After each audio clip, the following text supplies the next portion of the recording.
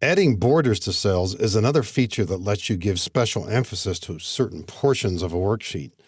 In this worksheet, most of these cells are formulas. These cells here contain pure values, and maybe you want to set those off from the others simply by putting a border on them. The border feature is found in the font group on the Home tab. There's a drop arrow right here, and quite a few choices here. You may want to apply just a bottom, top, or left border. You can see where that might be used in some cases. If you want borders on all the cells, here's one of the options right here, all borders. And typically when you apply borders, you're not always aware of the complete effect until you click outside of the area. Let's click on a different cell here, and now we see the effect of the border. Now that's not the only kind of border you might consider here. Maybe you just simply wanted to apply an outline border here. Let's reconsider this, go back to that same location on the Home tab, and possibly use a thick box border. Now that doesn't erase what we previously did, but it puts a thicker border around the outer edge. You might want to consider using Control-Z here twice to get rid of both effects.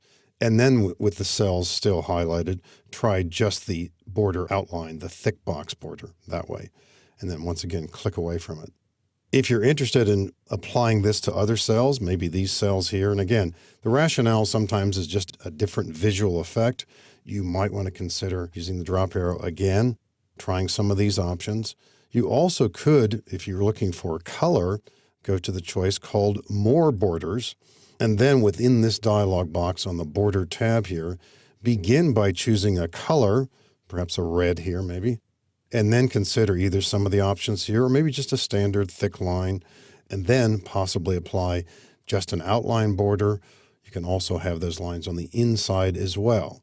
And there's some other unusual choices here you might want to consider too. This gives you a nice preview of what you're about to see, then click OK, then possibly click outside of it. So you'll have different reasons at different times for wanting to use this feature. And don't confuse the border feature, by the way, with the grid line choice that we see in the background. Many Excel users like to see the grid lines all the time, and that's fine.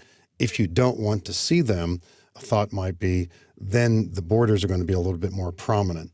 So if you go to the View tab, you can uncheck the box called Grid Lines, and the grid lines disappear, and maybe that gives greater weight to the border features that we're using here.